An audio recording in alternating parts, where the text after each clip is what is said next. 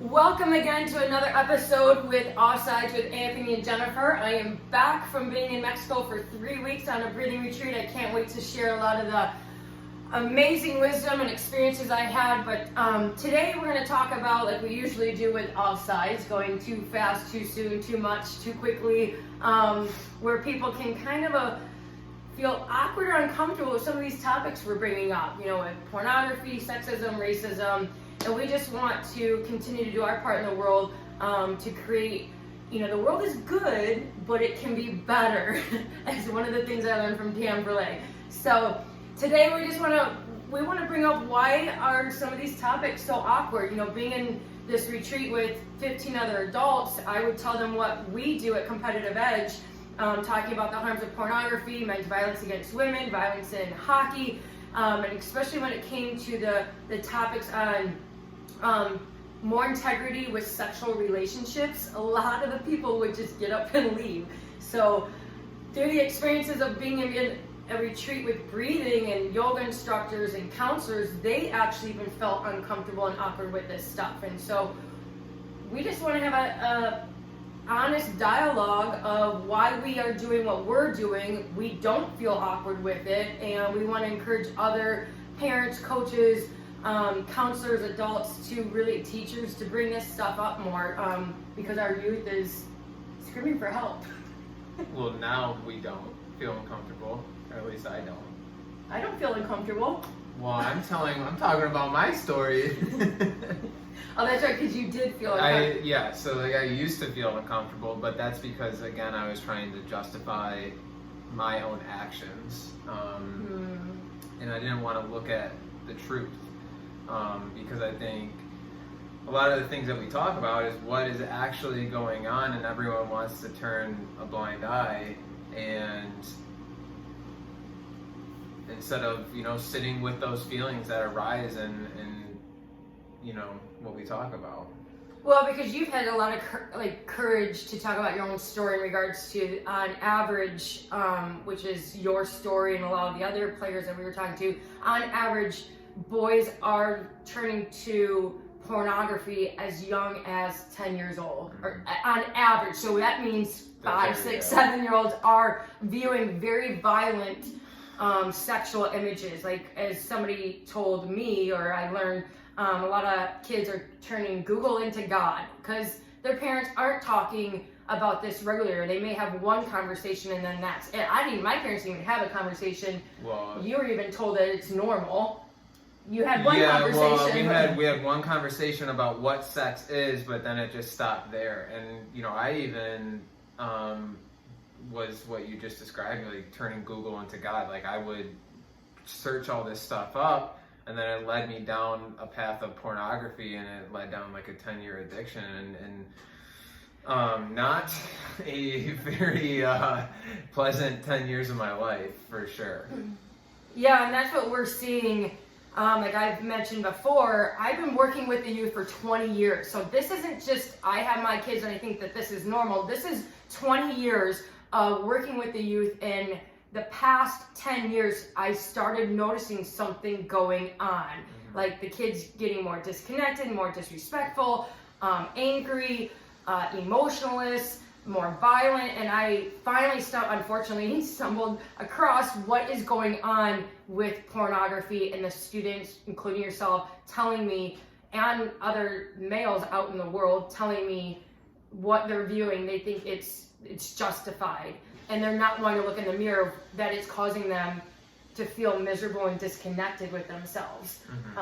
So I just know that what's going on, it just made so much sense of now knowing what is habitually being used, that's so misogynist, so sexist, so violent, so dehumanizing, humiliating towards women's bodies. And it's just breaking my heart, because your heart's broken because of viewing this stuff. Well, and it's traumatic because, again, like a young boy that goes to a pornography site, he's not expecting to see this stuff. And then he sees these extremely violent images, and it just, takes him by storm of like, what did I just view? And then all this shame and this guilt just starts building on top, because he can't express that to someone else because no one's talking to him about it. So then he keeps that inside, and then that's again where, you know, there's such intense feelings that he has to shove it down, and then that's where the emotionless stuff, or the numbness, the emotionless self comes in, and all that stuff, because of what he's viewing. So we are encouraging to not feel awkward to talk about these things. Gail Dines, the leading expert sociologist on, helping transform our culture and really aggressively going after the pornographers and pornography, says that it needs to be 100 1-minute conversations that you're having with the youth. It can't just be one long hour conversation. That's why Anthony and I constantly bring this up, because we don't want these kids to feel shame. Anthony knows what that feels like, the shame, the awkwardness, the uncomfortableness, and we're living insecurity. We're living in a world, a time in history is the most least empathetic, most narcissistic, disconnected, and we need to be talking about this more. So there shouldn't be an awkwardness about it. We're really talking to the youth about these things. We want to encourage you all to, again, look up Gail Dines' information, Robert Jensen's information in his books. It's very educational, very helpful information to help make sure that our youth doesn't go down another path following the older generation of having a 10, 15, 20-year addiction and abusing women. Yeah, and I think the reason why it's also so awkward is because it's not authentic. Like, if you were to talk to your child about pornography, but you just watched it last night, like, of course it's going to be awkward, because it's not, you just know what you just did. So you're not sitting with, like, you can't come from a place of, like, telling someone or your child that this is wrong when you're doing it yourself. Well, that's the other thing that we're realizing is awkward is you've been doing such a great job of challenging people on what would you want differently. And when I've been on this retreat with these people that I thought were going to be healthier, when I asked them what would you have wanted differently in your childhood, like a couple of men did admit that they started watching pornography and learning about sex through pornography at the age of 11, and they're now in their 40s, and they would not want to admit what they would want differently. Well, because it's too late in their eyes. But this is again where's the heart for the youth, and like, why would you not want that? Why would you want the same pain that happened to you to happen to the youth? Like, where is that heart or that empathy of like, man, I know, or woman, I know what that felt like, so I'm going to make sure that they don't go through the same stuff. It's part of the reason why I created the message that I have by God's Amazing Grace. Is I didn't feel like I grew up in a home that was loving and connected. I didn't feel heard.